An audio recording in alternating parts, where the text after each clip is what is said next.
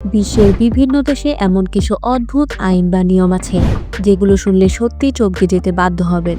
বিভিন্ন দেশের অবাক করা কিছু নিয়ম। সিঙ্গাপুর, চুইংগাম আমদানি ও বিক্রি করা নিষিদ্ধ, রাস্তায় থুতু ফেললে বড় অঙ্কের জরিমানা।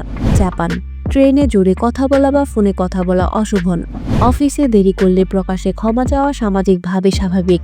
সুইজারল্যান্ড, রাত 10টার পর টয়লেট ফ্লাশ করাও কিছু এলাকায় নিষিদ্ধ। পোষা প্রাণী যেমন গিনিপিগ একা রাখা বেআইনি। থাইল্যান্ড, দেশের রাজাকে অপমান করলে কঠোর শাস্তি, টাকা বা নোটে পা দেওয়া অপরাধ, কারণ নোটে রাজার ছবি থাকে। অস্ট্রেলিয়া, কিছু রাজ্যে রাতের বেলা কালো পোশাক পরে বাইরে হাঁটা সন্দেহজনক হিসেবে ধরা হয়। খরগোশ পালন নিষিদ্ধ।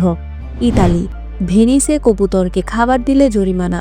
কিছু শহরে দুপুরে উচ্চ শব্দে কথা বলাও নিষিদ্ধ। যুক্তরাষ্ট্র, কিছু অঙ্গরাজ্যে আইসক্রিম খেতে খেতে হাঁটা বেআইনি। কোথাও কোথাও বৃষ্টির সময় ছাতা ছাড়া হাঁটা নিষিদ্ধ। এই অদ্ভুত আইনগুলো আমাদের মনে করিয়ে দেয় প্রতিটি দেশের সংস্কৃতি, ইতিহাস আর সামাজিক মূল্যবোধ কতটা ভিন্ন হতে পারে। যেটা এক দেশে স্বাভাবিক, অন্য দেশে সেটা শাস্তির যোগ্য অপরাধও হতে পারে। তাই ভ্রমণে বের হওয়ার আগে শুধু দর্শনীয় স্থান নয়, স্থানীয় আইন কানুন জেনে নেওয়াটাও ভীষণ জরুরি।